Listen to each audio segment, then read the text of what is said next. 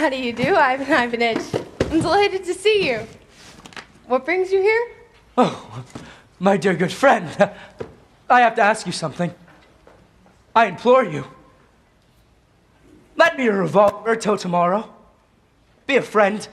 What do you need a revolver for? Oh, I must have it. Oh, little fathers. Water. Water, quickly. I must have it. I've got to go through a dark wood tomorrow, so, in case of accidents, do please give it to me. Oh, you liar, Ivan Ivanitch. What the devil have you got to do in a dark wood? I expect you're up to something. I can see by your face that you're up to something. What's the matter with you? Are you ill? Just wait a moment. Let me breathe. Oh, little mothers, I am dog-tired. I got this feeling all over me and in my head as well, as if I've been roasted on a spit. I can't stand it any longer. Be a friend. Don't ask questions or insist on details. Just give me the revolver, I beseech you. Oh, what cowardice is this? The father of a family, a civil servant holding responsible post, for shame! What sort of a father of a family am I? I am a martyr. I am a beast of burden. A slave. A rascal who keeps on waiting here for something to happen instead of starting off for the next world. God, I am a fool. A rag, an idiot. Why am I alive? What's the use? Oh. Well, tell me now. Why am I alive? What is the purpose of this uninterrupted series of mental and physical sufferings? I understand being a martyr to an idea, yes. But to be a martyr to the devil knows what? Skirts and lamp globes? No! I humbly decline! No, no, no! I've had enough! Enough! Don't shout. The neighbors will hear you. Oh, let your neighbors hear. It's all the same to me. If you don't give me a revolver, somebody else will. And there will be the end on me anyway. I've made up my mind. Hold on. You've pulled off a button. Speak calmly. I still don't understand what's so wrong with your life. What's wrong?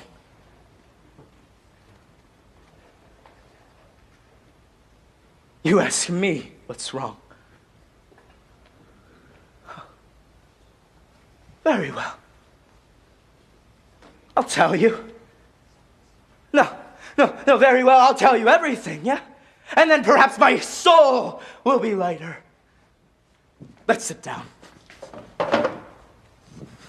Now listen. Oh, little mothers, I'm out of breath. Let's take today as an instance, yeah?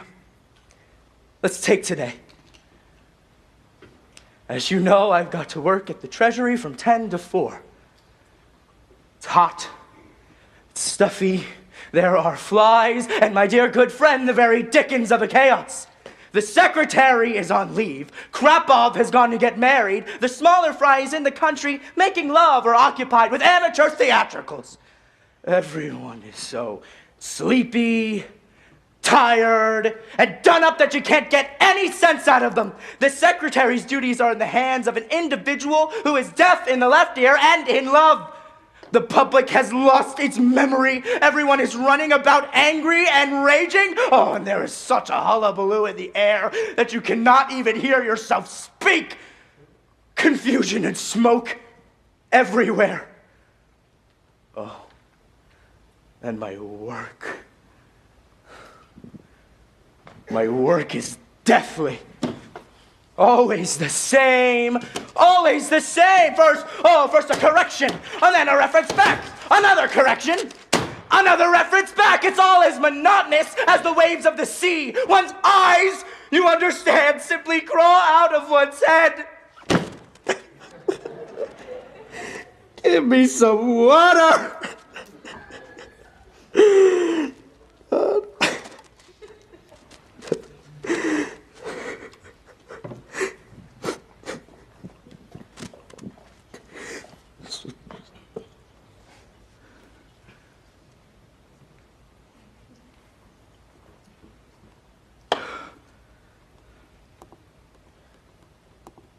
you come out a broken, exhausted man. You would like to dine and fall asleep. But you don't. No, you remember that you live in the country. Oh, that is, you are a slave, a rag, a bit of string, a bit of limp flesh. Oh, and you gotta run around and do errands. God. Where we live, a pleasant custom has grown up. When a man goes to town, every wretched female inhabitant, oh, not to mention one's own wife, has the power and the right to give a crowd of commissions. The wife orders you go to the modesties and curse her for making a bodice too wide across the chest and too narrow across the shoulders. Little Sonia wants a new pair of shoes. Your sister-in-law wants a scarlet silk like the pattern at 20 kopecks and 3 arsteds long. Oh, just wait. I'll read you. A globe for the lamp, 1 pound of pork sausages, 5 kopecks worth of cloves and cinnamon, castor oil for Misha, 5 pounds of granulated sugar. Oh, and to bring with you from home, a copper jar for the sugar, carbolic acid, insect powder, 10 kopecks worth, 5 bottles of beer and vinegar. Oh, and corsets for Madame Lazelle Chatsou at number 82. Oof. Oh, and to bring with you from home Misha's winter coat and galoshes. That is the order of my wife and family. Then there are the commissions of our dear good friends and neighbors, devil take them. Tomorrow is the name day of Elodie of Lassen. I had to buy a bicycle for him. The wife of Lieutenant Colonel Verkin is in an interesting condition, and I am therefore bound to call in at the midwife's every day and invite her to come, and so on, and so on. There are 5 notes in my pocket.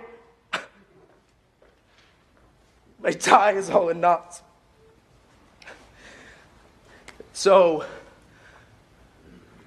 my dear friend, you spend your time between your office and your train, running about the town like a dog with your tongue hanging out, running and cursing life, from the clothiers to the chemists, from the chemists to the modesties, from the modesties to the book butchers, and then back again to the chemist. In one place, oh, you stumble. In a second, you lose your money. In a third, you forget to pay, and they raise a hue and cry after you. In a fourth, you tread on the train of a lady's dress. Oh, and you get so shaken up from all this that your bones ache all night, and you dream of crocodiles. Well, you've made all your purchases. Oh, but how are you to pack all these things? For instance, how does the heavy copper jar go with the lamp globe? Or the carbolic acid with the tea? How are you to make a combination of beer bottles and this bicycle? It is the labors of Hercules. A puzzle. A reboost. No matter what tricks you think of, in the long run, you're about to smash or scatter something. Oh, and at the station and at the train, you gotta stand with your arms apart with a parcel or something or other under your chin, with parcels, cardboard boxes, and such like rubbish all over you. The train starts, the passengers begin to throw your luggage about on all sides, you got your stuff on somebody else's seat, and they yell, they call for the conductor, they threaten to have you put out. But what can I do? I just stand there and I blink my eyes like a whacked donkey. Well, I get home. You think, I'd like to have a nice little drink after my righteous labors, yeah? And a good square meal, isn't that so? But there's no chance of that.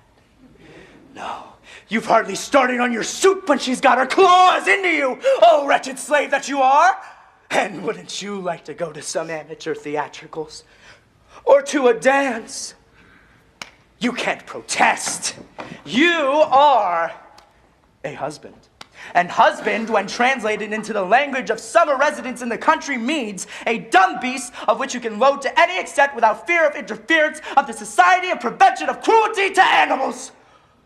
So, you go, and blink at a family scandal or something. You applaud when your wife tells you to. Oh, and you feel worse and worse and worse until you expect an apoplectic fit to happen any moment. Oh, if you go to a dance, well, then you gotta find partners for your wife. And if there's a shortage of them, well, then you gotta dance the quadrilles yourself. Da da da da da da da da da. You get back from the dance when you are no longer a man, but a useless, limp rag. Well, you got what you want, right? You unrobe and you get into bed. It's excellent. You can close your eyes and sleep. Everything is so nice, poetic, and warm. You understand. There are no children schooling behind the wall. You got rid of your wife and your conscience is clear. What more can you want? You fall asleep.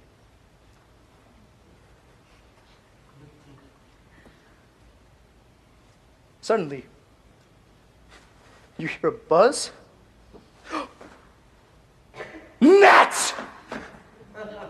Gnats! Be they trifling accursed gnats! Gnats! It's one of the plagues of Egypt, one of the tortures of the Inquisition. Buzz! It sounds so pitiful, so pathetic, as if it's begging your pardon. But the villain stings so that you gotta scratch yourself for an hour after. You smoke, and you go for them, and you cover yourself from head to foot, but it's no good. At last, you have to sacrifice yourself and let the cursed things devour you. Oh, well, you know, soon got used to the gnats when another plague begins. Downstairs, your wife is practicing sentimental songs with her two friends.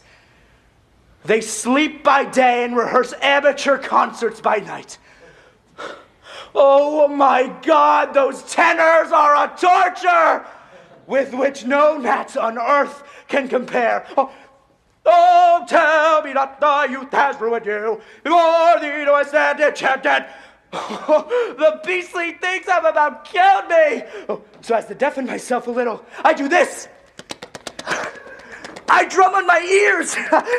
This goes on until 4 o'clock. Give me some water. Well,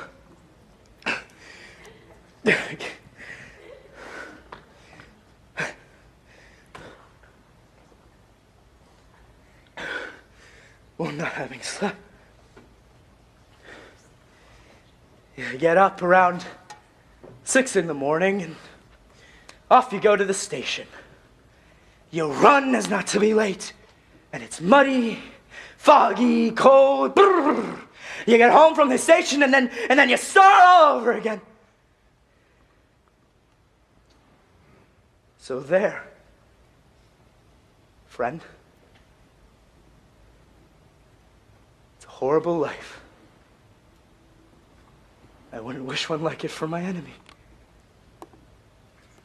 Oh, can't you see I'm ill? I got asthma, heartburn, I'm always afraid of something, I got indigestion.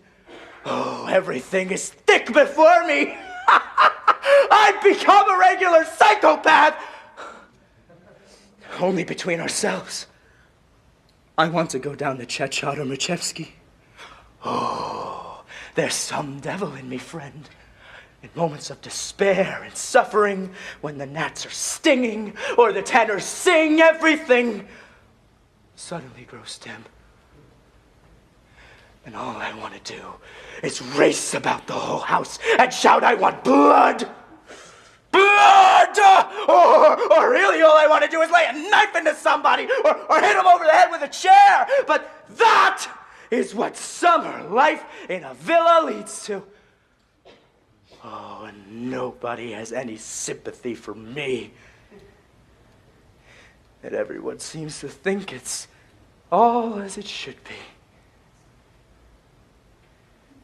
People even laugh. But can't you see? I am a living being, and I want to live. This isn't farce.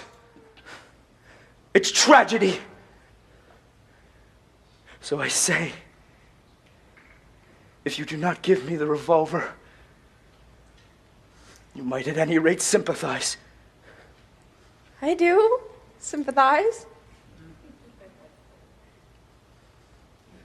I see how much you sympathize.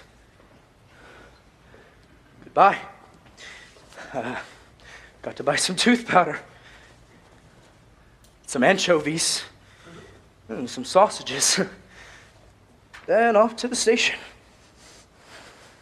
Where are you living? Carrion River. Oh, then you know Olga Pavlovna Finberg, who lives there? Yeah, I know her. We are even acquainted. Oh, how perfectly splendid and so convenient. And it would be so good of you if you just... What's that? My dear fellow, do this one little thing for me. Be a friend and promise me now. What's that? It would be such a friendly action, I implore you, my dear man. In the first, give Olga Pavlovna my very kind regards.